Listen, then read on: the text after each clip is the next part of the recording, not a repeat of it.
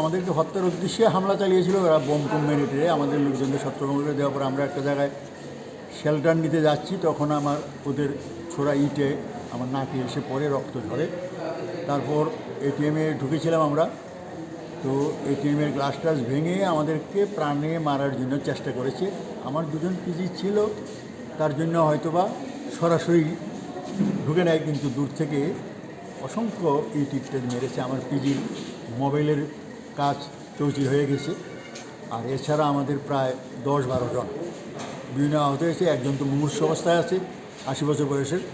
আমাদের permitted meeting ছিল, police ছিল, ঘটনাস্থলে পুলিশ ছিল। কোন জায়গায় হয়েছে ঘটনাটা? ঘটনা হয়েছে চরিলাম বাজারে, আমাদের যে পার্টি আছে তার সামনে আমরা সভা করছিলাম।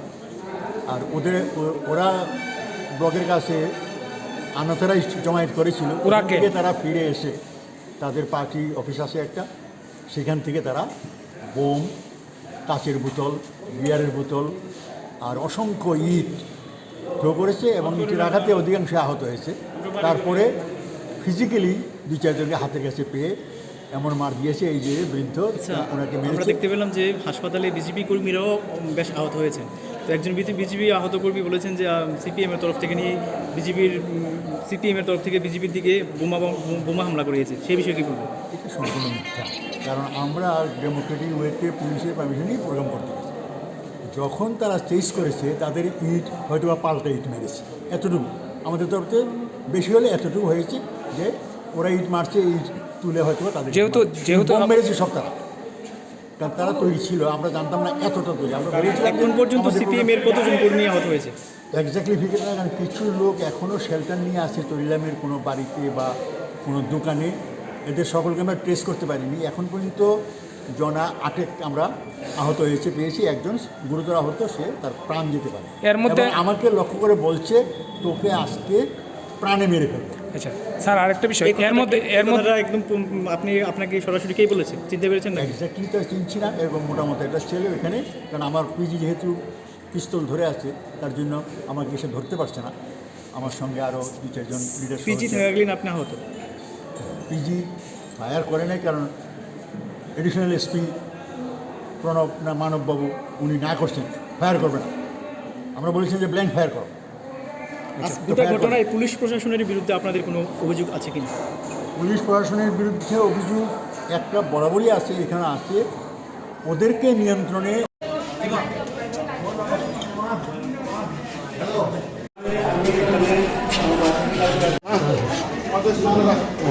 কি হয়েছে আপনার?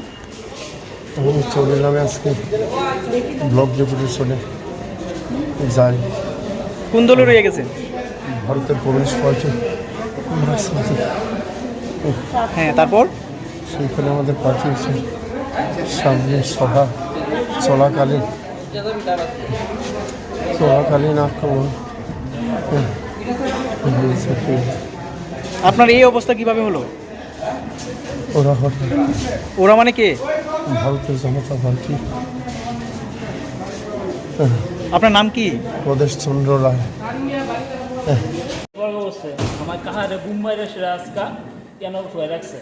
কে মারছে বুমা সিবেন কোন জায়গাতে? মাসে চলে আবার ওই পার্টি অফিসটা ঘর থেকে। তখন উনি কোথায় ছিল? তুমি আমরা লোকে আসিল, তাহলে বুমাসে আমরা সরে গেছিল, তাহলে বুমটা বসছে। এনার নাম কি তাহলে তখন আইছি। হ্যাঁ, তখন আইছি। কজন আহত হয়েছে আপনারা? আমরা আহত হয়েছে 5-6 থেকে 6 জন। আর বাকিরা কোথায়? বাকিটা বিছামনে গেছে। আপনার কি কোনো মিছিল ছিল সেখানে? হ্যাঁ, মিছিল আসছিল। আপনারা কোন দলের? আমরা বিজেপি সমর্থক। আপনার নাম? আমার নাম পঞ্জিত দাস। আপনি কোন বিধানসভার?